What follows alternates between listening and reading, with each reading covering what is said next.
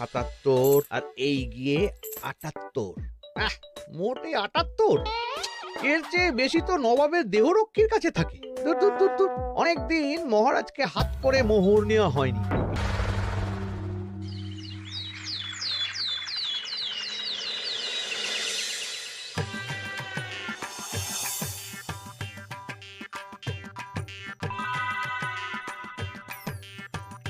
কই গো, কিছু কি ঠিক করলে?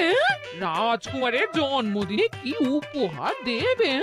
হ্যাঁ গো, পেয়েছি, এই দেখো। উমা, এই যে তোমার ছোটবেলা সোনার আংটিখানা। হ্যাঁ গিন্নি, ঠিক ধরেছ। যেটুকু যা গয়না ছিল সবই তো দেওয়া হয়ে গেছে, নহে বিক্রি হয়েছে। আর তো কাউকে কিছু দেওয়ার নেই, তাই ভাবলাম এটাই উপহারে দিই। সে ভালো ভেবেছো। বেশ, আসি তাহলে, ওদিকে সবার দেরি হয়ে যাচ্ছে গিন্নি।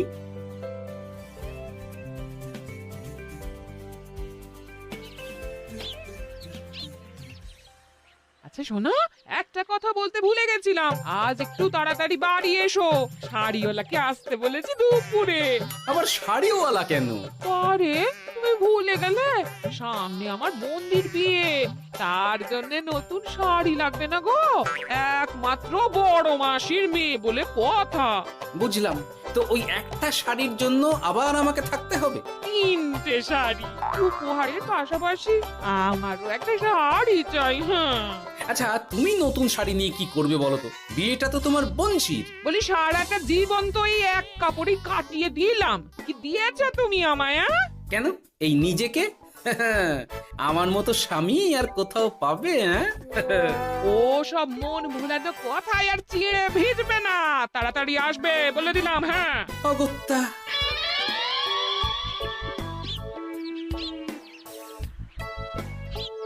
দূর, গিন্নিরও যত কথা সব বেরোনোর সময়। আবার তাড়াতাড়ি ফিরেও আসতে হবে শাড়ির জন্য। দেখি মহারাজকে বলি অগ্রিম বেতনের জন্য, না হলে তো শাড়ি কেনা যাবে না। তাও একটা হলে হতো, কিন্তু এনাকেও দিতে হবে। আসলে সত্যিই তো, গিন্নি আমার কত যত্ন আত্তি করে, কিন্তু তাকে আজ পর্যন্ত তেমন কিছু উপহার দিতে পারিনি। না, গিয়ে বলি।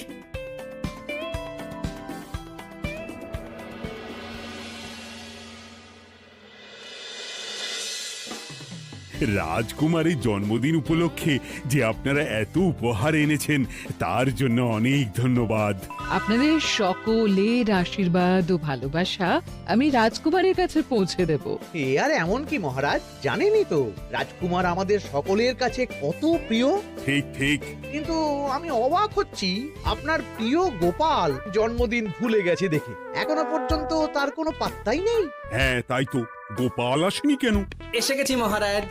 তা বলি, এসে তো উদ্ধার করে দিয়েছো, আজ রাজকুমারের জন্মদিন, সে কথা কি মাথায় আছে?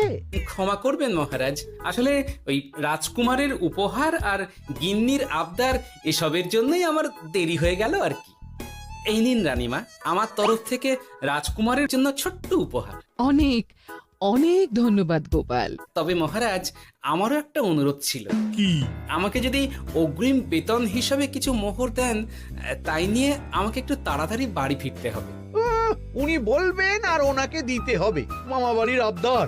যেটা জানেন না তার মাঝে এত কথা বলেন কেন? হ্যাঁ, আসলে মহারাজ, আমার গিন্নির বোনের মেয়ের বিয়ে সামনে, তাই গিন্নি আবদার করেছে ওই নতুন শাড়ি কেনার জন্য।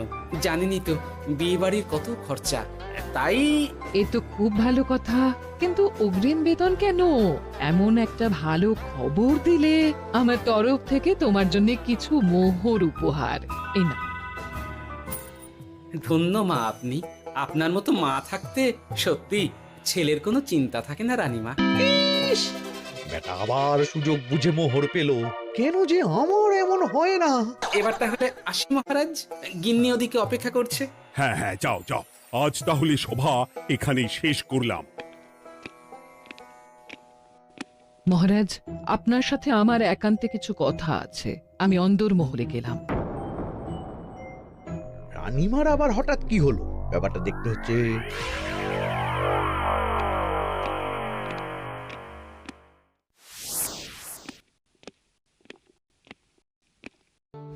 আজ আমি বুঝতে পারছি আপনি আমাকে একদম ভালোবাসেন না মহারাজ। ও কি কথা বলছো রানী? একদম ঠিক বলছি। নিজের গিন্নির আবদার মেটানোর জন্য গোপাল কত ভাবে, নতুন শাড়ি কিনে দেবার জন্য অগ্রিম বেতন অব্দি চাইলো, আর আপনি? আমি তো রাজা, আমি কেন বেতন চাইবো? সেটাই তো, রাজা হয়েও আপনি কখনো এমন কিচ্ছু করেননি, কিচ্ছু না।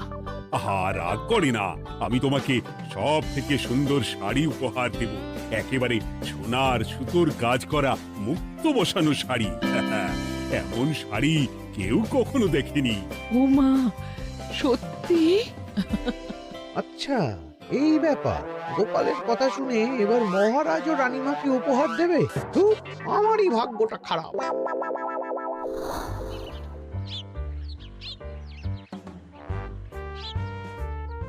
হাজার চেষ্টা করেও গোপালকে আটকানো যায় না। দূর দূর দূর, আমি যা চেয়েছিলাম তা ওই গোপাল পেয়ে গেল। ও কি গো, তুমি কার সাথে কথা বলছো? দুর্ভাগ্যর সাথে। কি সব অলক্ষণে কথা? কি হয়েছে? কি আর হবে, সবই তো তোমার দোষ। আমার দোষ? হ্যাঁ, তুমি আমার কাছে বায়না করো না কেন কিছু? তুমি বায়না করনি বলেই আজ আমি রানীমার কাছ থেকে মোহর পেলাম না, কিন্তু গোপাল পেয়ে গেল। এবার বুঝলাম। ঠিক আছে, এখন তাহলে বায়না করছি, তুমি কাল গিয়ে সেটা রানীমাকে জানাবে। ঠিক আছে? হ্যাঁ, করো করো করো, বায়না করো, বায়না করো।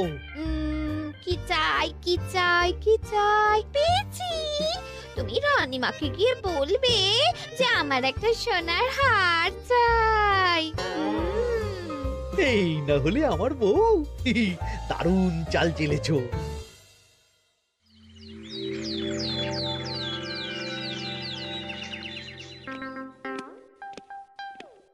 কি গো মন্ত্রী, আজ যে তুমি দেরি করলে বড়।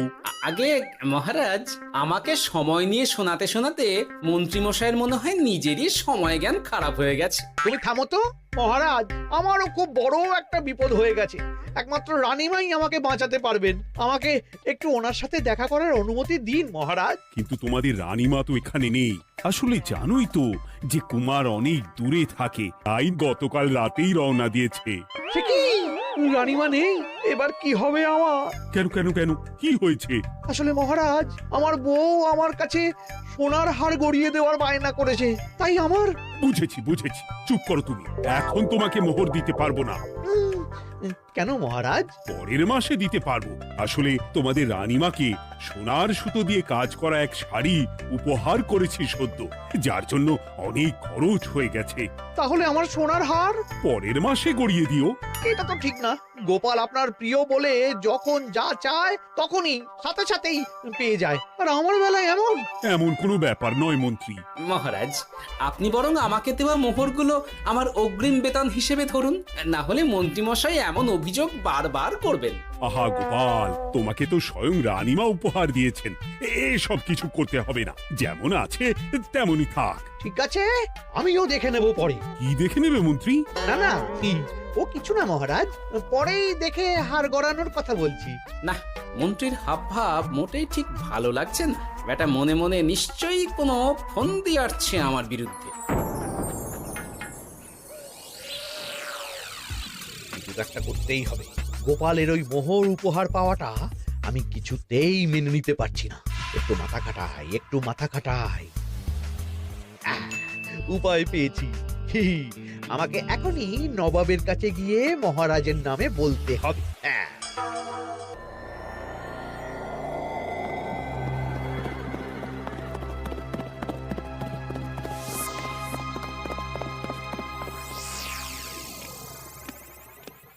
প্রণাম নবাব বাহাদুর। আরে, এ যে কৃষ্ণনগরের রাজা কৃষ্ণচন্দ্রের মন্ত্রী, তো হঠাৎ এখানেই কেন? আমি নবাব বাহাদুরকে আন্তরিক ধন্যবাদ জানাতে এসেছি। কিসের জন্য? এই যে আমরা খুব খুশি রাজা কৃষ্ণচন্দ্রের মতো একজন শক্তিশালী রাজা পেয়ে। শুধু সামরিক বলেই নয়, আর্থিক, সামাজিক, রাজনৈতিক সব দিক থেকে। আর এটা সম্ভব হয়েছে আপনার মতো একজন নবাবের মহারাজের ওপর কৃপা দৃষ্টির জন্য। বলতেটা কি চাইছো তুমি? তেমন কিছুই না, আপনার গুণগান করছি। নইলে আপনিই বলুন না, আমাদের মহারাজ কখনো সোনার সুতোয় বোনা মুক্তোর কাজ করা শাড়ি কিনে রানীমাকে উপহার দিতে পারে? কি সোনার শাড়ি? হ্যাঁ, এমন দামি শাড়ি যা হয়তো নবাবের কাছেও নেই। ঠিক আছে ঠিক আছে, তুমি এখন আসতে পারো। আর শোনো, আমি তোমাদের রাজ্য পরিদর্শনের জন্য লোক পাঠাবো। কবে কখন সেটা কাল তোমাদের সূচনা পাঠিয়ে দেবো, কেমন? তো ঠিক জায়গাতেই আগুনটা ধরিয়েছি মনে হচ্ছে। বেশ, ব্যাপারটা আমার মোটেই ঠিক লাগছে না উজির। কৃষ্ণচন্দ্রর মতো এক সামান্য রাজা এত দামি শাড়ি কিনলো কি করে? কালো বাজারি করছে না তো? আমিও একই কথা ভাবছিলাম হুজুর। এক কাজ করো, কালকে কৃষ্ণনগরে খবর পাঠাও।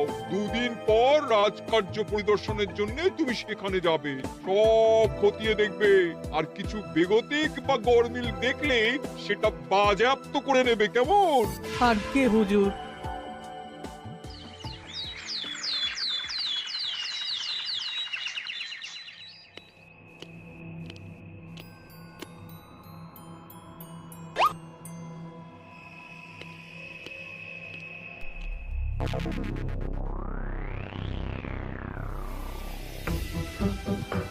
কি হয়েছে মহারাজ? কার চিঠি? নবাবের রাজকার্য পরিদর্শনের জন্য লোক পাঠাবে 2 দিন পর। এতে চিন্তার কি আছে মহারাজ? চিন্তার বিষয় আছে। নবাব আমার রাজকোষের হিসাবও মিলিয়ে দেখতে চায়। কোনো একটা ভাবে নবাবের কানে আমার সোনার শাড়ি কেনার কথাটা চলে গেছে, তাই সন্দেহ করছে। সে কি কাণ্ড!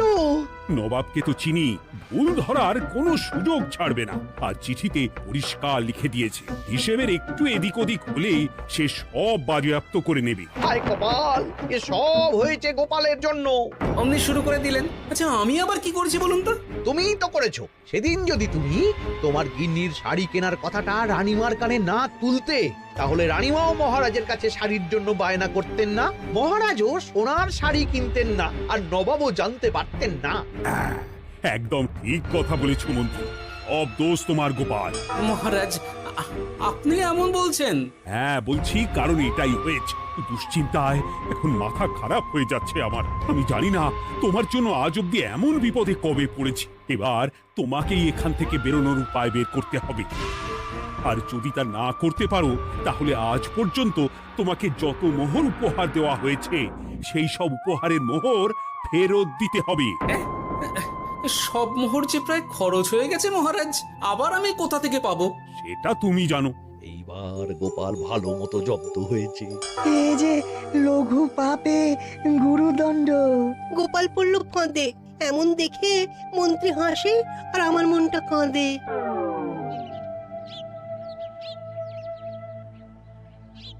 এখানে বসে কি করছো গো গিন্নি? এসে পড়েছ? ওমা, তোমার মুখটা এমন শুকনো দেখাচ্ছে কেন? আর বলো না, এই হিসেবের ঠেলায় সবকিছু বেহিসাবি হয়ে যাচ্ছে একেবারে। আচ্ছা, তুমি কি করছিলে ওই রসিদগুলো নিয়ে? দেখে হিসেব করছিলাম এই মাসে অনেক খরচ হয়েছে কিনা, সেই বুঝে পরের দিনগুলো চালাতে হবে গো। কি বললে? রসিদ দেখে হিসেব কষা? আরে, এটা তোমার মাথাতেই আসেনি। ধন্যবাদ গিন্নি, আরো একবার তোমার জন্য এই যাত্রায় আমি বেঁচে যাব মনে হচ্ছে। বেঁচে যাবে কেন? কি হয়েছে? আচ্ছা, আমাকে আবার একটু রাজপ্রাসাদে যেতে হবে। আমি এলাম গিন্নি। কি যে বলে লোকটা, কিছুই বুঝতে পারি না।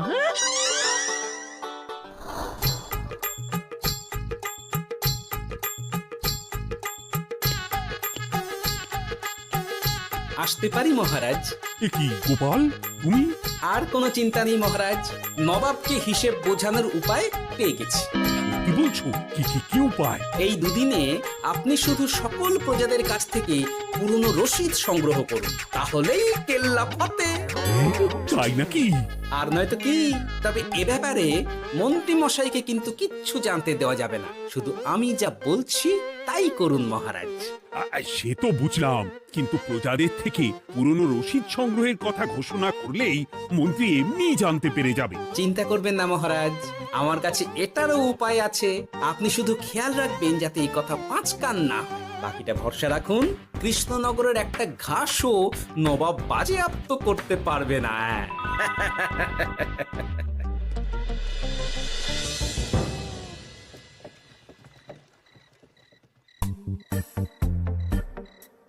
গোপাল দাদু, আমরা সব চলে এসেছি। ভালো সময় এসেছিস। তোদের দাদুর ভবিষ্যৎ এখন তোদেরই হাতে। আপন করে বলছো কেন দাদু? আমরা থাকতে তোমার কিচ্ছু হবে না, শুধু বলো না কি করতে হবে। জানি তো, তোদের যেটা করতে হবে সেটা হলো সবার বাড়ি বাড়ি গিয়ে পুরনো রসিদ সংগ্রহ করতে হবে। এই ব্যাপার, এটা আর এমন কি? কিন্তু কেউ যদি জিজ্ঞাসা করে কেন চাইছি, তখন বলবি যে ওই গোপাল দাদু ওই ঠোঙা বানাবে বলে পুরনো কাগজ চাইছে। আচ্ছা, আমরা এক্ষুনি নিয়ে আসছি। যাক, প্রথম ধাপ হয়ে গেল, এবার পরের ধাপের প্রস্তুতি। যাই, একবার বরং বিজ্ঞানীর কাছ থেকে ঘুরে আসি। বিজ্ঞানী, ও বিজ্ঞানী, বাড়ি আছো? আরে গোপাল যে, এসো এসো ভেতরে এসো। বলো, তোমাকে কিভাবে সাহায্য করতে পারি? তোমার কাছে কালি মোছা যায় এমন কোনো কিছু আছে? কালি মোছার জিনিস? হ্যাঁ, একটা তরল রাসায়নিক পদার্থ আছে যেটা সব ধরনের কালি তুলে ফেলে। দাঁড়াও দিচ্ছি। অনেক ধন্যবাদ বিজ্ঞানী।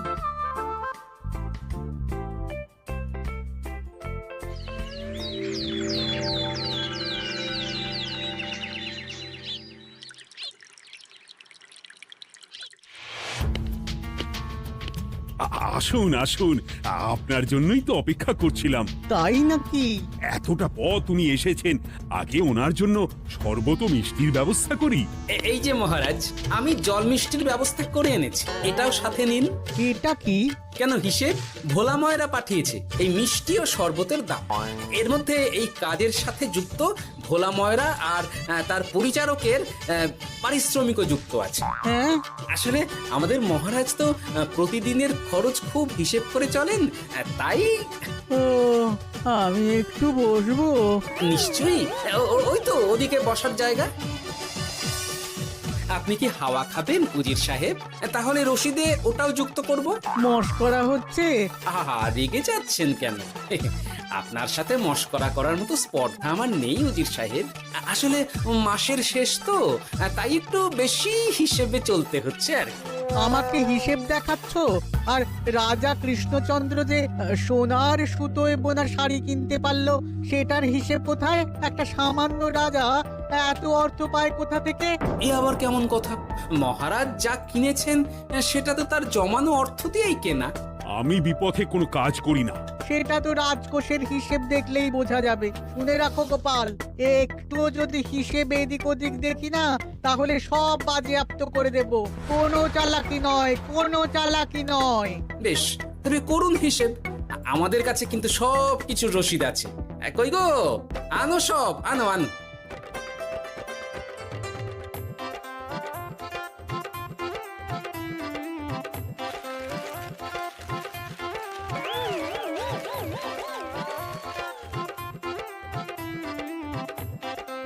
হ্যাঁ, এত রসিদ? আপনি বরং নিশ্চিন্তে হিসেব কষে নিন, আমরা আসি।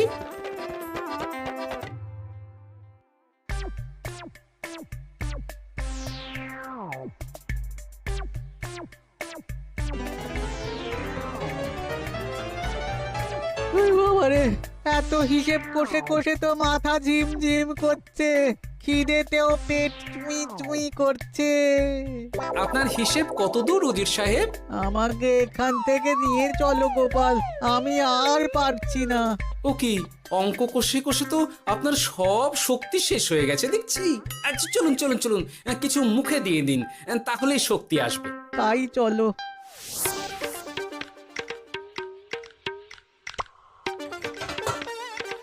নিন, এটা হলো দুপুরের খাবার, আনাজ মশলা, এমনকি রান্নার ঠাকুরেরও পারিশ্রমিকের হিসেব। এবার আমি পাগল হয়ে যাব। আমি আর কোনো হিসেব দেখতে চাই না। সব সময় কি আর হিসেব নিয়ে চলা যায় নাকি? কি আর করা যাবে বলুন? হিসেবে না চললে আপনি তো মহারাজের উপার্জনের উপর সন্দেহ করবেন, আর বেশি খরচ হলেই সম্পত্তি বাজেয়াপ্ত করবেন। তাই বলে সব কিছুতেই হিসেব? কোনো একদিকে বেশি খরচ হলে বাকি দিকগুলো এভাবেই কম করে চলতে হয়। কি ঠিক বলিনি? আমি আমার ভুল বুঝতে পেরেছি গোপাল, এবার আমাকে রেহাই দাও। আসলে তোমাদের মন্ত্রী নবাবের কাছে গিয়ে তোমাদের রাজা নামে উস্কেছে। কি? মন্ত্রী এই রে খেয়েছে, এবার পালাতে হবে দেখছি। ঠিক জানতাম মোহরের জন্যই এত কিছু। তাই তো নবাব এমন করেছেন। বেশ, এবার আমি ফিরে গিয়ে নবাবকে সব জানিয়ে দিচ্ছি। সত্যি গোপাল, তোমার তুলনা হয় না। আর মন্ত্রী, আগে মহারাজ, তুমি যা করেছো তার কোনো ক্ষমা নেই। তোমার জন্যই আমার এত হয়রানি হয়েছে। ভুল হয়ে গেছে, আমাকে ক্ষমা করে দিন মহারাজ। গোপালের ওপরে হিংসে করে এমন করেছি, আর হবে না। একটা সুযোগ দিন মহারাজ। হ্যাঁ মহারাজ, সুযোগ দিয়েই দিন। বেশ, তবে তোমার শাস্তি হলো রানীমাকে আমি যে সোনা শাড়ি কিনে দিয়েছি সেটার পুরো দাম তোমাকে আমায় দিতে হবে। হ্যাঁ?